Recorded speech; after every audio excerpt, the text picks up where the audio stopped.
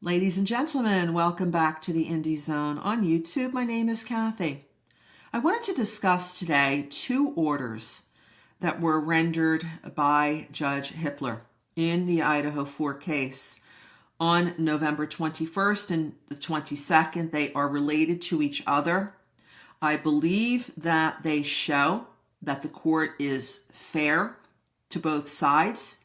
He is running this case as he should be so that you're not all over the place trying to figure out what the court's expectations are, and that he is absolutely running this case, in my opinion, as if it were an appellate proceeding.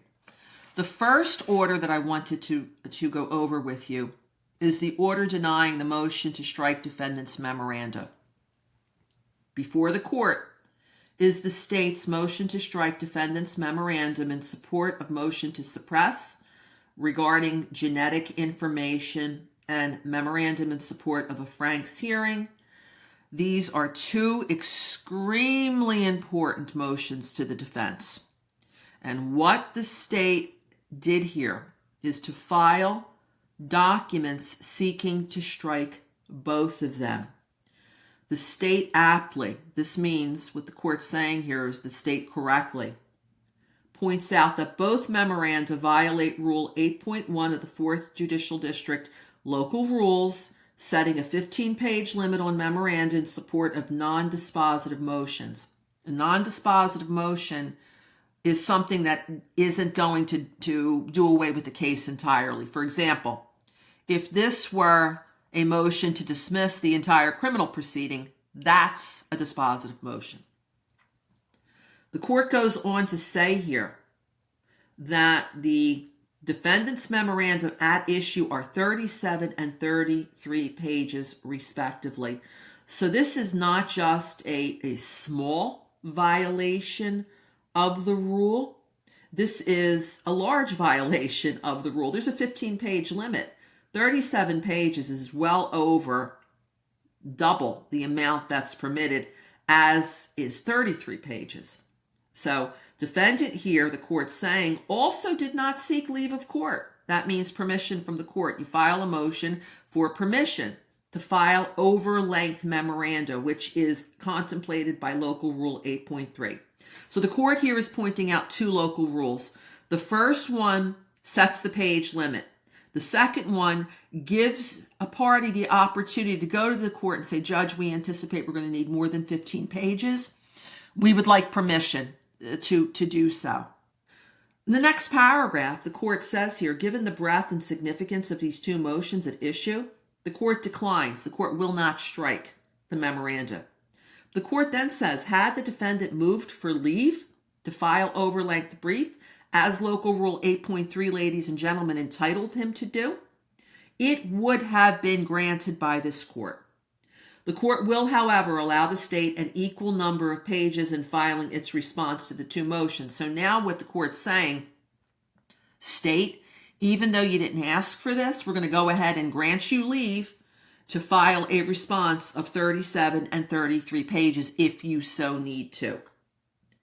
In the future, counsel shall abide by the page limits set by the local rules or seek leave of court in advance of filing an over-length brief. So this is now a warning to the defense. You got to follow the local rules. The local rules of court are as important as the state rules, and I would argue in a lot of cases as the substantive law that they argue. You've got to abide by the rules of court. This is not something, I've seen some conversation in the true crime community. This is a petty objection. No, it's not. As an attorney, they are required to understand what the rules of procedure say and abide by them. And as Judge Hippler said here, if you think you can't, if you think you need more pages, come to me. Ask me for leave. You're authorized to do that under the local rules. I would have given it to you. The second order that I wanted to address with you further, I believe shows Judge Hippler's fairness in this case. Before the court is defendant's motion for Frank's hearing. and memorandum in support of the Franks hearing. We've addressed these hearings in prior episodes of both the IndieZone podcast on Spotify, Apple, iHeart, and a number of other platforms, and also here on the YouTube channel. This is an extraordinarily important motion to the defense. They're seeking a Franks hearing. Accompanying the motion are 38 exhibits comprising over 2,000 pages. We had no idea previously that this is the number of pages, that it was this amount that the defense was producing, because the proffer, the memorandum, is under seal when it was filed. 2,000 pages. Unfortunately, defendant's memorandum largely fails to identify with particularity the relevant portion of the exhibits, instead referring simply to the exhibit number without identifying the precise pages at issue. And then there's a footnote here.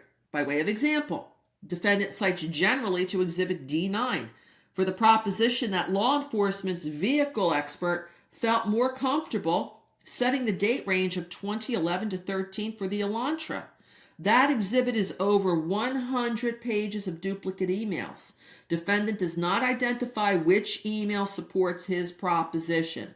The court will not do counsel's job and scour the exhibit to decide what portions defendant must be suggesting supporting his assertion. So here we now see from the court one of the issues that have been raised in support of a possible Franks hearing has to do with the state's expert who, if you followed the case, you know that the Affidavit of Probable Cause states that the expert, the vehicle expert, initially stated that he felt suspect vehicle 1 was a 2011 to 13 Elantra. Then the Affidavit of Probable Cause says later, we don't know when or how this happened, the same expert felt that suspect vehicle 1 could have been a 2011 to a 2016, which then brought Kohberger's 2015 Elantra into that zone. So we see here the court's telling us what one of the points is being raised. Really important point. But as the court aptly says here, it's not my job, defense, to do your job. You need to point me to what portion of the record. Don't just dump a bunch of emails on my desk and expect me to have to sift through and find this needle in a haystack. The court also says the court is left with the unenviable task of sifting through pages and pages of largely irrelevant documents to ascertain what portion the defendant may be referring to. The court is not required to search the record looking for evidence, and he cites to a 2014 Idaho Supreme Court case for this ruling. And it's not the judge's job to have to do the defense's job. The defense should have submitted with specificity what page of the record this supporting evidence appears at. Make the court's job easier to grant you that hearing if that's what you want. Consequently, if defendant wants the motion to be considered, he must file a revised memorandum identifying the relevant portions of the record by page number and line number if referring to testimony for the facts asserted. In addition, defendant must resubmit his supporting exhibits to exclude portions that are not relevant to the motion. Because the state is under, going to page 2, a deadline to respond, and that is early December per the court's October 9th, 2024 order.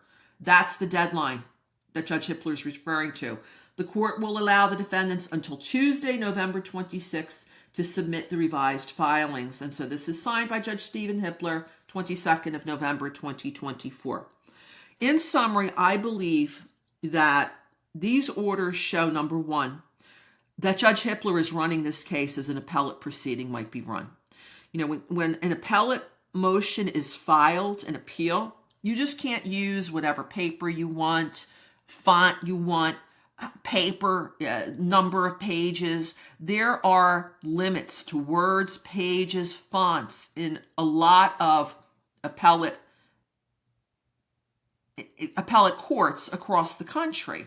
And so what Judge Hippler is doing here is referring to the local rules that set standards for such briefs, that they have to be a certain length. If you want to file something that goes over that length, you need to seek permission from the court. Second, I feel that it's showing he is fair to both sides. He could have very easily struck all of these defense motions, but he did not. He's giving the defense a second opportunity to do their job regarding that important Franks hearing, and is also being fair to the state and saying you will have the equivalent number of pages 37 and 33, as stated in the first order, as defendant took without leave of court. And also, since state is under a deadline, a hard deadline to respond by early December, defense, I'm going to give you a second opportunity to file what you should have filed the first time, but you got to do it by this date certain, which is November 26th, 2024. If you would like to review these two orders, please go to the Idaho Cases of Judicial Interest. You can find it on the internet and go down to the Kohberger case, and you can read them for yourself, as well as the motions that are in the public record that are referenced in these orders. Thank you, as always, for joining us here today.